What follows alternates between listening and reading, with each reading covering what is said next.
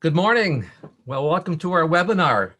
I'm going to skip the formal introductions because you all know who I am. I'll be presenting today's session along with Richard Jarosky, and you know who he is too. Before we start, just a couple of housekeeping items. First of all, I know a lot of you like taking notes. You feel free to do that, but you don't need to because we're going to be recording the webinar and we'll actually send a copy of it to you in a couple of days. Secondly, we're going to have a Q&A at the end of the session. So please feel free to use the Q&A function at the bottom of your screen, log in your questions, and then we'll address those at the end of the session. Okay, so let's get started.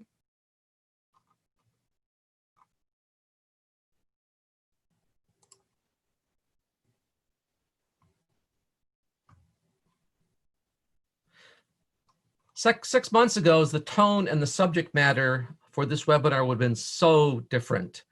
The focus would have been on planning how to successfully scale the next peak off in the distance. The peak represented the goals for the business. But then, with little warning, everything changed. In the space of a few short months, the COVID outbreak turned our world literally upside down. Our choices, our options have become severely limited.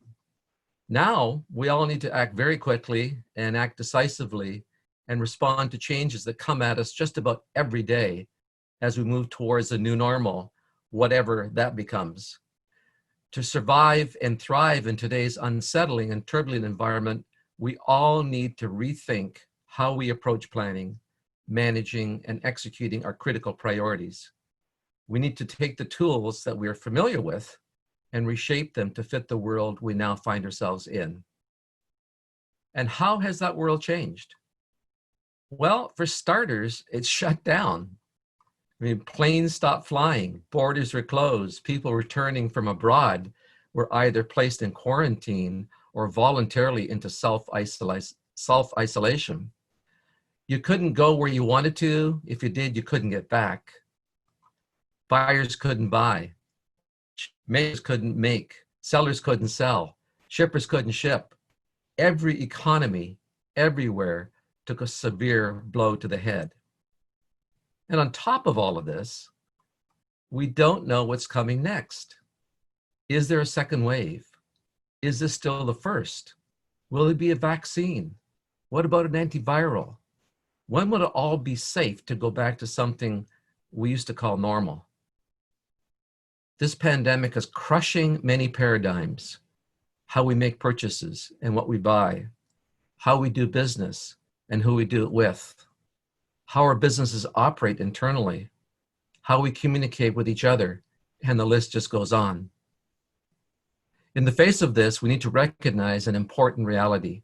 Whoever acts fastest and most decisively will set the pace. And to do this, we need to rethink our approach to planning. In fact, to a large degree, we need to rethink how we think, and especially how we think about planning. Okay, our goals today.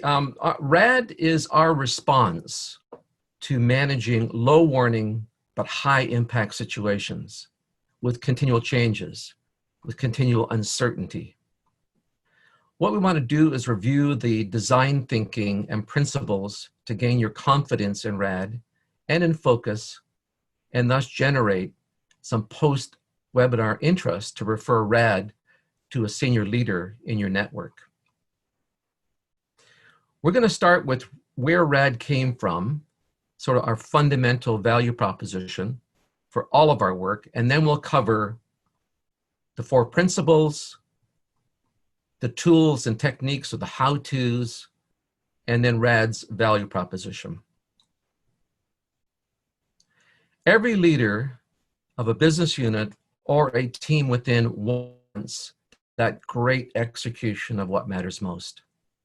Great execution, however, remains elusive, as most, in fact, it's been published that 75% still struggle with the execution of not only strategic, but operational and project plans. So where do organizations end up?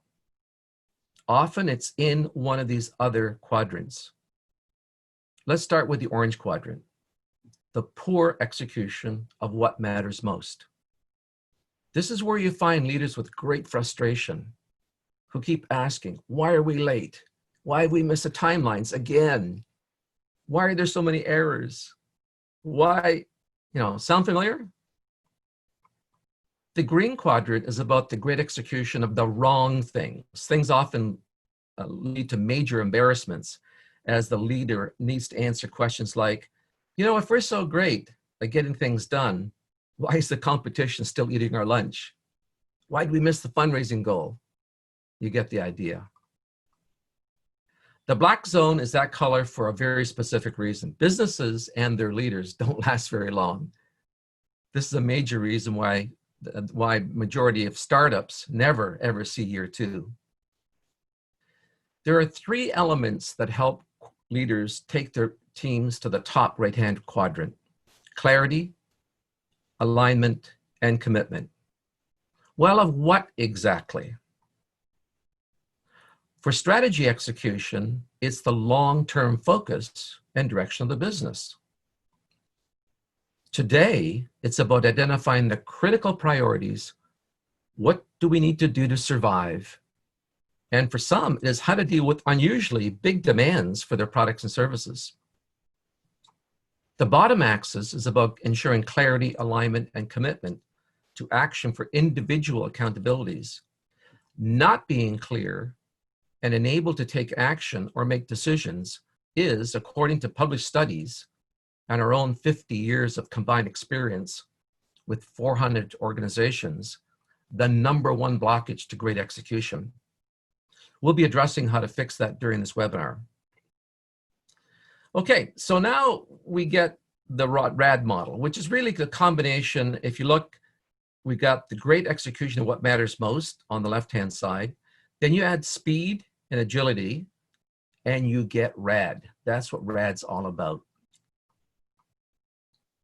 For the next 30 minutes or so, we're going to focus on the 4 principles you can employ to catch the wave and not be crushed beneath it. These 4 principles will be supported by 6 specific techniques and tools. Let's review the principles first. First of all, engage your people in the process of planning and deploying your plan, and do it early. We've heard a lot of talk about employee engagement over the last decade. Mostly empty words, as most organizations are not really doing a better job at it than they were at the turn of the century. Not when it comes to real, meaningful engagement. Quickly means quickly, not weeks or months like we're used to in strategic planning, but days. You need to power through the execution by doing a few critical processes right over and over again. Planning sessions themselves should be short bursts, 1 to 2 hours long, not 1 to 2 days as we're accustomed to. You've all heard the saying that no plan survives the first engagement with the enemy, or variations on that theme. Well, it's more than a truism. A plan that fails to address the rapidly changing realities on the ground is worse than useless, is downright dangerous. Agility and responsiveness will rule. The 4th and final principle: nothing stops a great plan achieving the success that it deserves more than the people charged with its execution having only a vague idea of the authority that they have to make decisions and to get important stuff done. We'll cover how to fix that today. So these are the 4 principles. Let's dig into each of them and put some meat on the bones. There are 2 important reasons to ask your people about their views and their ideas. The first is that they want to be asked. They want to feel that someone actually cares about what they think. In their position, wouldn't you? The second reason is that they know things that you don't. Not because they're smarter necessarily, but because they're often closer to the action, closer to customers, with suppliers and the competitors. The last thing you want to hear during a debrief, especially of a failed initiative, is, I could have told you that. You never want to hear those words. It only makes sense that if you ask questions, you need to listen to the answers. I mean, nothing turns people off more than taking the trouble to respond to a question only to be totally ignored. Most of us have had that experience. It's not pleasant. So that must not happen. It's critical to respond in some fashion throughout the entire process. Ask people early in the process to make their input useful. This is during the assessment stage, prior to putting pen to paper and creating a plan to take the business forward. This should be one of the very first things that you do. There are a variety of tools, many available at low cost, that can be used to gather this input. SurveyMonkey is one, and there are others. Keep it simple. Don't make it too elaborate or complicated. Ask a few questions, make it clear why the answers matter. We're actually going to look at a couple of examples in just a minute. Whatever information you gather, it needs to feed into your battle planning. Now, why do we call it battle planning? Well, for us, it conveys a completely different level of intensity than conventional strategic planning. This isn't about winning the war today. It is about achieving the success we need today that creates a secure and positive tomorrow. The first thing we need to do is quickly come to grips with the situation in which we find ourselves, particularly in 5 areas of importance. First of all, what is life like today for our customers? How are they being affected? How are their attitudes, preferences, and behaviors changing? What new challenges are they having that might represent opportunities for us? Maybe their need for what we do is decreased, or perhaps it's increased due to the present situation. For instance, the dramatic drop in commercial and civil aviation has had a terrible impact on companies that service and repair aircraft components, such as wheels and brakes. Sailmakers, on the other hand, who have the capability, have gained from the surge in demand for covers to protect engines as aircraft sit idle. What about our suppliers? We depend on them to operate our business. So how are they holding up? Do we need to be looking for alternatives? We can't afford to have a supply chain that is unreliable due to capacity constraints. As borders closed, many experience logistical nightmares and haven't been able to establish a secure supply of materials and components. As for our competitors, are they showing any signs of weakness that we can exploit? Have their service levels dropped significantly? Are they losing customers? Is there a fire sale opportunity out there? Maybe we can snap up some smaller companies that are struggling so that we can expand our reach. If we don't, someone else might. One of our clients, a maker of plumbing products, experienced a huge increase in demand for their products because many of their competitors were either unable to operate or had their supply chains disrupted. Their big challenge, and put this under the heading of nice problem to have, was how are we going to make enough of our product quickly enough to take advantage of this windfall? How are our people doing? This has been a very stressful time for many, perhaps all of us. Are we doing what we can to help them through this? You know, for example, can we shift hours to help those who are having difficulty managing childcare? Finally, we need to appraise our operational capability and capacity. Are we able to meet service level requirements and remain cost efficient? If we have excess capacity, can it be redeployed to other areas? As an example, look at the number of companies now making respirators and masks. Remember the survey I mentioned a few minutes ago? Well, these are a few of the questions that we ask. What one thing within our power, and I'll repeat that, one thing within our power. Don't ask questions that we can't do anything about. Could we do to help and others deal and cope better? The first thing you need to ask your people is, how can we help you? How about our customers? What can we do to serve them better? After all, a business without customers, well, it isn't. What ideas do you have on how we can bond better with them, perhaps become the trusted go-to company? Maybe even we might be suffering operationally, and our less than great performance is damaging our reputation and causing frustration. How can we address those concerns and get better? The answers you receive from the survey need to be sorted, sifted, collated, organized, analyzed. Look for the nuggets, especially for those that might seem at first glance to kind of be a little off the page.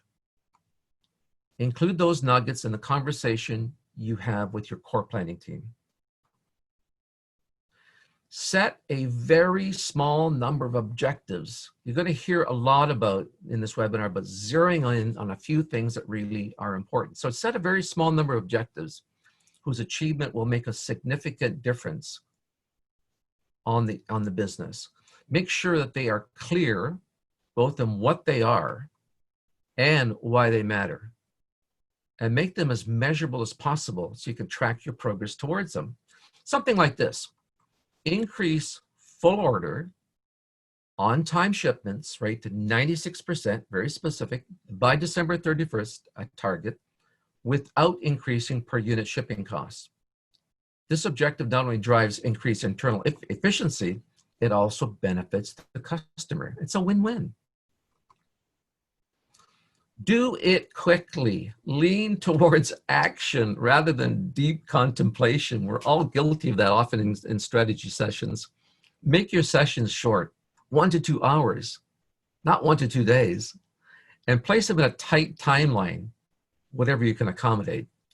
Now think about doing 2 or even 3 sessions in a week during the assessment and planning stages. Keep it simple should be your mantra throughout this whole process. You know, a beautiful plan on paper breaks down if people aren't clear on what they need to do and how the various elements all fit together to make it successful. In a moment, we'll look at a very powerful yet simple way of ensuring clarity of your plan. The most common cause of execution failure is that people don't know what's expected of them, what they're supposed to do, or the authority that is available to them. We'll cover more about authority clarification in a few minutes. Complexity is a major barrier when it comes to deciding what to do and then executing it. Richard is going to cover some of the simple yet powerful tools and techniques that you can use. The best thing is that you're likely already have these in your toolkit. Richard will include how to make the planning and execution roles crystal clear. Richard, over to you. Good morning, everyone, and thanks, Fred. Fred has given you a bit of an overview of RAD at a high level, talked a little bit about where it's come from, started to talk about the principles behind RAD. What I want to do is give you a little bit more detail, and in particular, fill in some of the blanks in terms of what a RAD project or process typically looks like. And I'm also going to kind of share a couple of tools that we find really helpful in going through RAD. So we're talking about battle planning.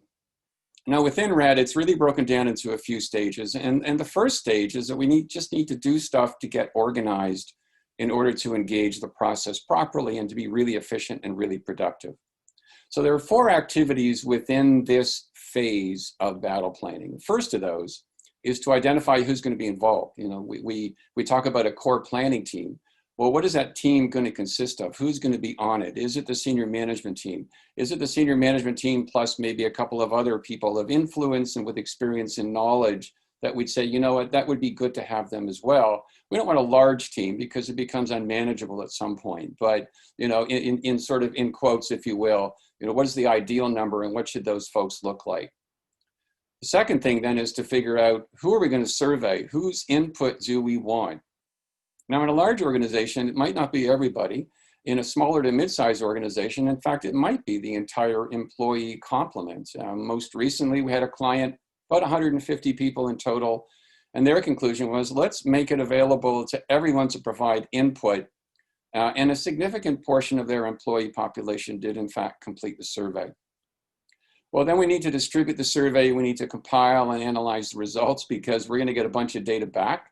And we just want to make sure that we can kind of, as Fred said, sort and sift and collate, organize and analyze that information so that we can feed it into the core planning team's process, which is really sort of the next part of that activity, which is to prepare and distribute the pre-work for the assessment phase. This is about 5 days of activity, so think of it as sort of a working week, and this is typically done 1 week prior to the initiation of the actual beginning of the planning process, if you will, which starts with assessment. You know, this is really saying what's going on within our world that we need to understand, we need to consider, and perhaps think about responding to in some, let's call it, organized and effective way. So there are 3 things that we do here, and there are work sessions associated with each of them. The first of these work sessions is to look outside the organization and understand what's going on with our customers, understand what's going on with our suppliers, understand what's going on with our competitors, and in particular, how those things might be affecting us today. And then we look inside the organization and we think about our people and our operations. So those 5 elements that Fred talked about earlier, in essence, this is like doing a SWOT, strengths, weaknesses, opportunities, and threats. The point, though, being to do it very efficiently, to be very productive, and really kind of skim the things that we think are really important in terms of understanding our situation today. The third piece to this then is to say, fine, out of all of those things that we've identified, what are the critical few priorities? What things are putting the most pressure on us, which could be negative pressure, holding us back, could be positive pressure, things that potentially could draw us forward, but only if we do something about them.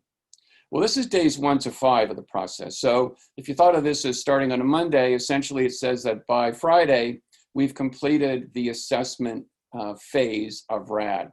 And at this point, we've got a pretty good understanding, you know, that finger on the pulse, and we know what things, out of all those things, what are the most critical things that really should drive the conversation from that point onward. Well, then we go to planning. We say, well, fine, we've assessed, we understand the situation, we've identified those critical few things. Now we need to figure out what should be done and, you know, who's going to do it and when is that going to happen. So there are 3 major activities within this phase of RAD.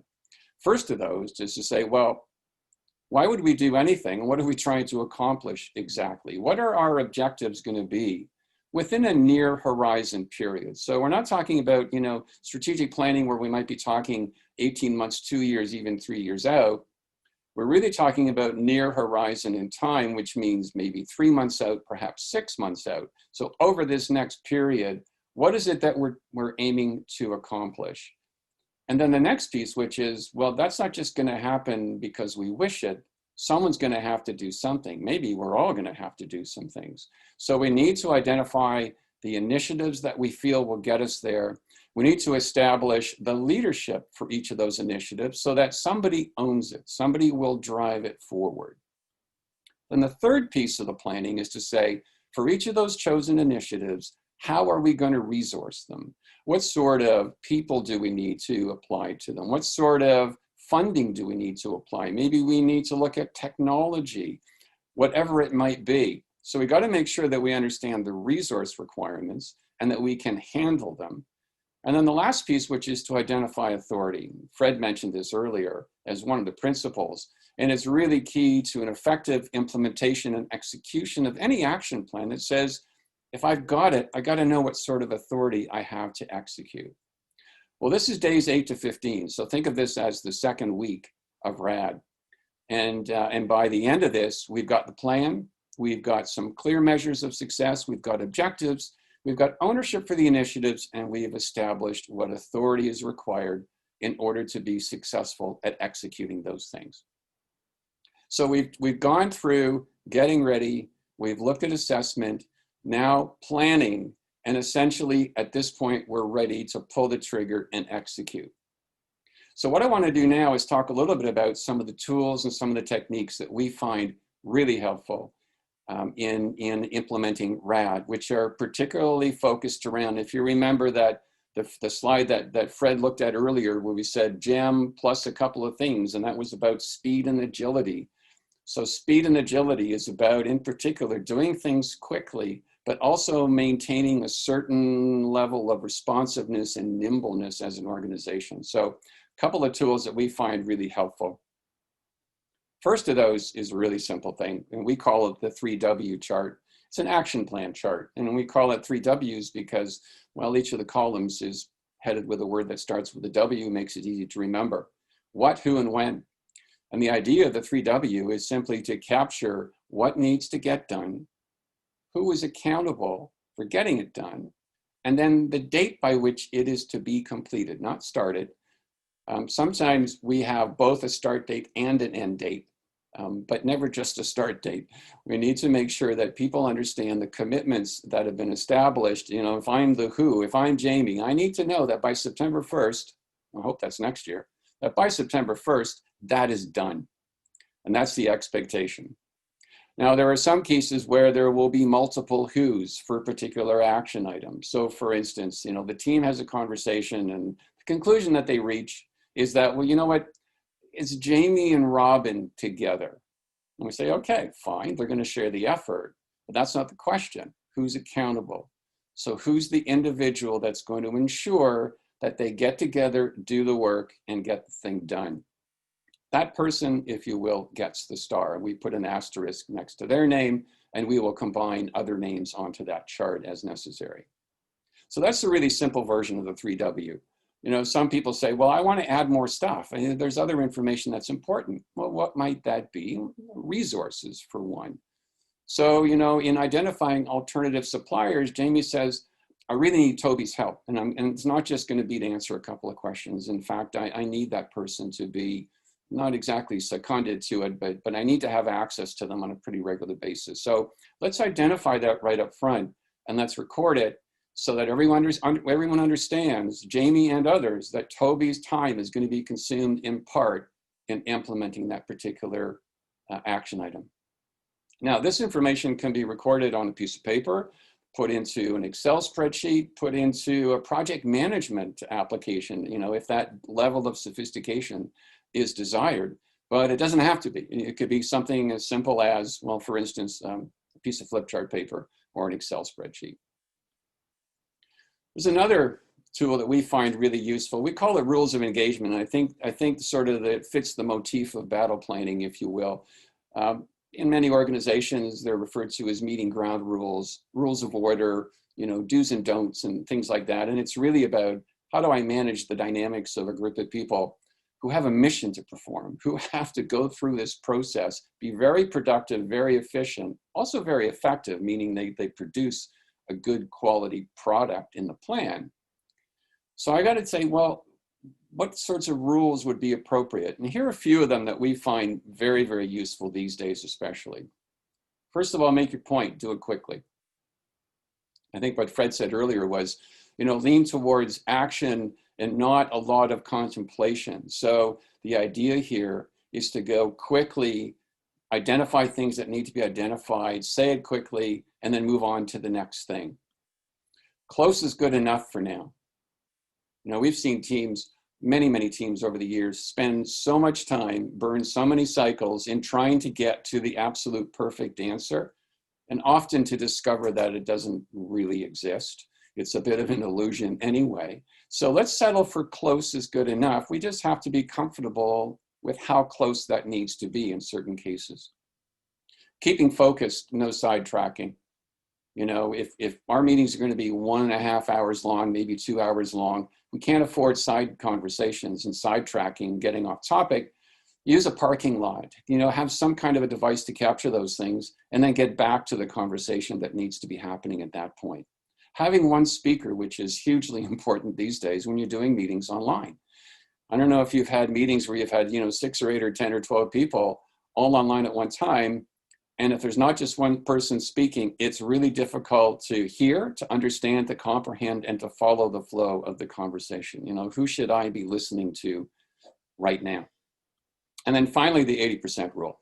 The 80% rule is a little bit like close is good enough. And what it says really is that every conversation, every decision-making process reaches a point of diminishing returns. And you say, you know what, we've been circling this thing long enough. Can we just close on it and move on? And anyone in that meeting, anyone involved in that can say, you know what, I think we're 80% there. Let's understand where we're at, make the decision, and then move on to the next thing. So those are some really useful rules of engagement, particularly for battle planning as part of RAD. There's a third one I want to talk about, which we call Spitball decision-making. Kind of an odd name. And Spitball, for one thing, as we know, if you're familiar with North American, or with baseball, I should say, well, North American baseball, but I guess any baseball, is it? Within baseball, there's something called a spitball, which is an illegal pitch, where the pitcher applies a little bit of substance to their fingers. Could be anything from Vaseline, hair gel, spit, in fact, is where it started, in order to make the ball do very odd things when they deliver the pitch. That's not our definition. Our definition is more along the lines of, let's throw stuff against the wall and see what sticks, you know, let's use spitballs. So the reality is that anytime we're looking at wanting to accomplish an objective, there are going to be a lot of different things that could be done. And we said there are lots of possibilities here. Well, how are we going to choose the best thing or things to actually execute? Because we can't possibly do all of them. We shouldn't even try to do all of them.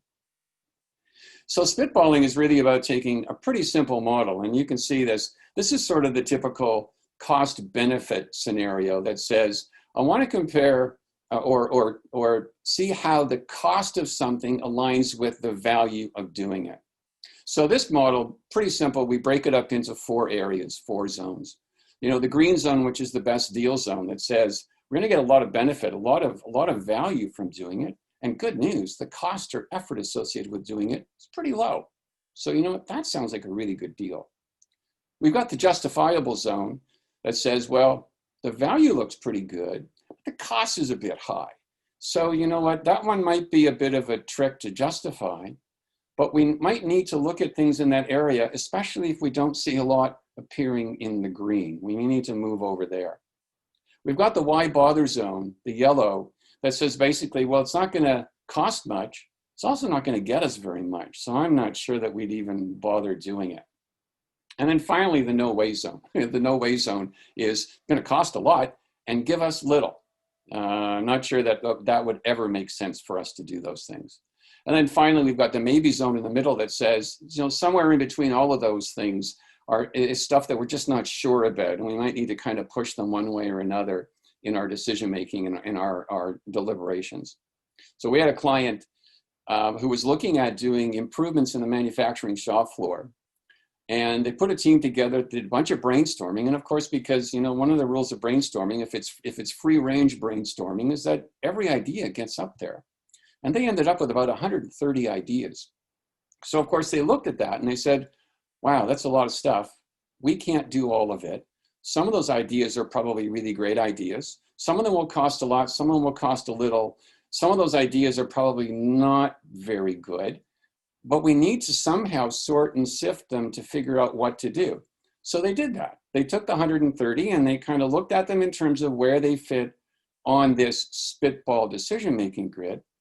And they took that 130 items, they worked it way down to a much shorter list. Now, when they looked at that much shorter list, they still said, that's still too many things. We're going to have to do this again. And they did. So they, in fact, took those things, which were some best deal zones, some justifiable zone items, some maybe zone items, and they said, let's work those again and see how they compare to each other, and then shorten that list way down, which is exactly what they did going forward from there. So however you do it, and whatever you use, it could be cost benefit versus risk. It could be, you know, what you put on those axes could depend on a number of things. But the idea is keep it simple, quickly move down to a short list of items, and then maybe do a little more analysis, a little deeper thinking, and come out with what the things are going to be that you're going to go forward with. Well, once you've figured out what to do and you've started to implement the plan and do things, it's really about keeping agile and responsive, right? This is the third principle of RAD. Well, to do that, you need to check on progress often. This is about having a really short feedback cycle, not unlike driving in traffic where you don't drive and close your eyes. You got to keep your eyes open. And as has often been said, your head needs to be on a swivel. I need to be checking my mirrors, looking at what's going on around me to make sure that I'm driving safely, that I'm not coming up on something that's going to be harmful. So from a business perspective, it's making sure that I'm getting feedback pretty frequently and pretty regularly that I can depend on to understand how things are going. This could mean short check-ins a couple times a week. This could mean a more extensive checkpoint every couple of weeks where we really dig down into things and understand what's working and what's not and why and what to do about that. And of course, changing the plan if it's not working. If we've tried something and we're not getting the results that we want, well, why would we keep doing that? It was either the wrong thing to do or we're doing it the wrong way. So we need to understand that. And then sometimes calling an audible. So American or North American football, quarterback calls a play in the huddle. The players go out to the line of scrimmage. They all get down. The center goes down over the ball. The quarterback looks at the alignment of the defense and concludes that play is not going to work. They are blitzing, or they are doing this, or they're doing that. So the quarterback calls an audible, essentially using coded language, calls out a new play to everyone on the field. Now, the important thing about calling an audible is that you got to do it loudly. Everyone's got to hear it. And then secondly, everyone's got to know what to do on the basis of what you've changed. The fourth principle now is about delegating authority. And this is one that I think surprises some people. I think most of us get sort of the first three principles, but then we come to delegating authority and we think, why is that important? Well, it's important because people need enough authority to be effective and to be efficient, that we need to be really specific and very clear, and that when we have the opportunity, we need to increase the authority that people have in order to make them more efficient and help them do things more quickly, to add speed and to add agility. Well, we use an equation often that says responsibility without authority results in frustration. So if I'm accountable for a result and responsible for taking some kind of action against it, but I don't have enough authority to actually do it or to do it in a way that's efficient, I'm going to get frustrated. And in fact, I might not be successful. And that puts me at risk. That puts the business at risk as well. Next time someone comes out looking for volunteers, I'm taking a step backwards rather than a step forwards. Well, another way to look at the same thing is to say, well, responsibility without authority also results in delays. It will slow me down because I'm having to go to my team leader. I'm having to do a bunch of things when in many cases, I probably should just be able to move ahead and do things and inform my team leader afterwards. So that takes us to sort of the definitions and how we define authority. And we like to keep things pretty simple. Rather than having a million different variations and levels and things like that, we kind of bucket it into 4 levels. And this is what they are. Level 1 says, just do it. Don't ask me, don't tell me. I'm your team leader. And for this kind of thing to do it, just go ahead. Tell me after is a level 2. It says, go and do it. But you better tell me afterwards that you've done it. Tell me first says, yeah, I want you to make those kinds of decisions or take those actions. You need to come to me first, though, and let me know. And then finally, level 4 that says, listen, I don't want you to decide or take the action. I want you to come to me with a suggestion or a proposal, and then I'll make the decision myself. So let me use an example to clarify and maybe give us a little bit of substance. So we're going to look at decisions that need to be made by someone who has to implement some changes on the shop floor and the level associated with each of those. So here's the first one, to spend within budget, follow the policies. And this is pretty vanilla, pretty straightforward. Most likely that's going to get a level 1. The second one that says new suppliers for ongoing operations. Well, this one's going to get a level 2 simply because if you're going to do this, I want you to tell me afterwards. In fact, you must tell me afterwards. It's an obligation, not a courtesy. because I need to be informed. And if someone asks me about what's going on, I don't want to be giving them back a blank stare and to be embarrassed. Things that have minor staff impact, process changes, probably a level 3, because I want to know before you do it, because there might be things that I know about what's going on in the organization that you don't, maybe some impending changes elsewhere, that sort of thing. And it might affect the timing of that implementation. It might affect even the nature of it. And then finally, things with major impact, probably I'm gonna say to you, listen, come to me with a suggestion, with a proposal, let's talk about it, and then I'll decide on how we're gonna go about doing that. So those are how the levels work. In a specific situation, these can be applied to virtually any decision, any action within any role in an organization. I'm going to turn it back over to Fred now to talk a bit about the value proposition for RAD. Thanks, Richard. So what is the RAD's value proposition? I mean, how does RAD fit into today's COVID world? And how will it be of value to a business leader? Those are kind of key questions. We're finding that leaders from all walks of life are feeling pretty frustrated about how fast things are changing. They are worried and often uncertain about what they should be doing and how to do it. They're asking questions like, what are my critical priorities in amongst this turbulence? And what should I be doing about them so that what matters most today gets done and done quickly. This is exactly what the RAD approach delivers. When you combine the great execution of what matters most, the model on the left-hand side, mix in some speed and agility, critical to today's environment, you get rapid, agile deployment. Okay. So for those that would like some professional guidance to implement RAD in their organization, here's the cost for a hands-on, step-by-step, let's avoid the landmines, facilitation of RAD. For the basic RAD package, which includes, first of all, the survey administration. Second is for getting the core planning team ready. Next are the 6 working sessions delivered according to the schedule developed by the core planning team. And then 1 checkpoint meeting to provide a template that can be used for subsequent checkpoint meetings. The full, no surprises price is $15,000 to $18,000, plus of course the applicable taxes. This is for a completely virtual process. The $3,000 price range is to accommodate the survey administration, which is a function of the number of employees.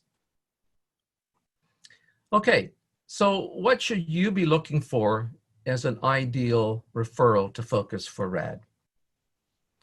Well, the business is likely, but not exclusively, in the 50 to 250 employee size range, with a leader who's feeling the pressure to figure out what the heck to do to survive, or perhaps on how to handle larger than expected volumes. That's a possibility.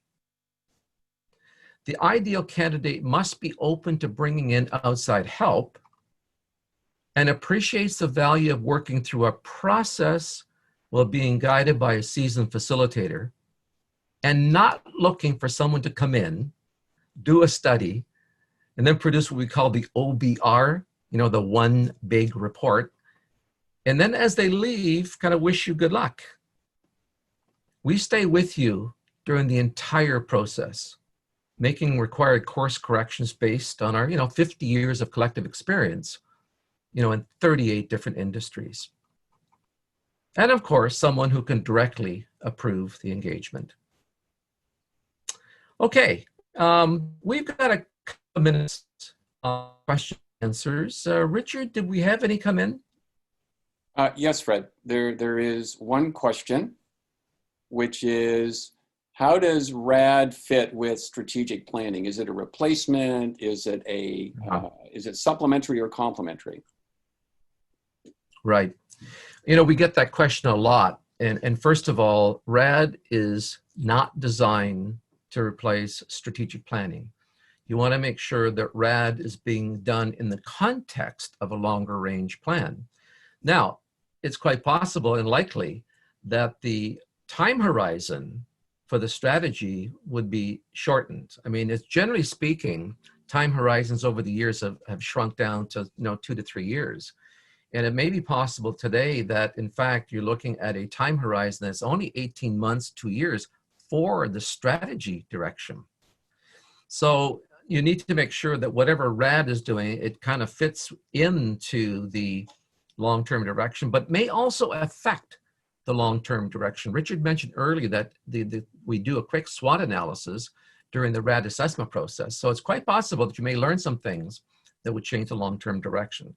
So RAD is designed to complement and not be a substitute for strat planning. Okay, that's it for today. Just the one question, Richard?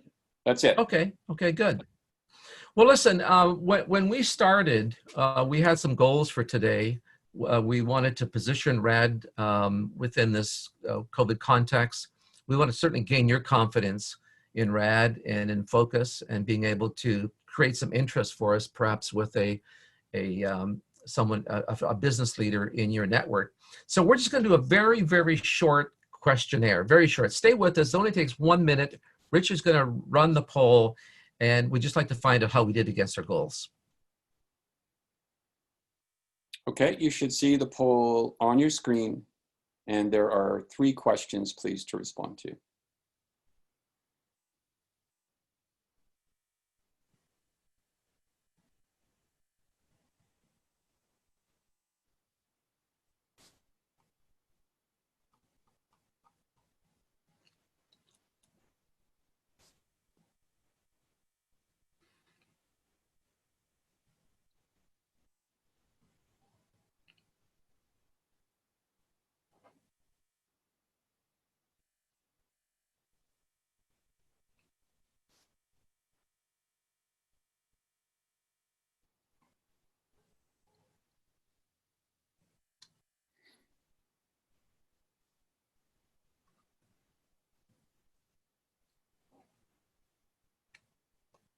That's great. Thanks very much.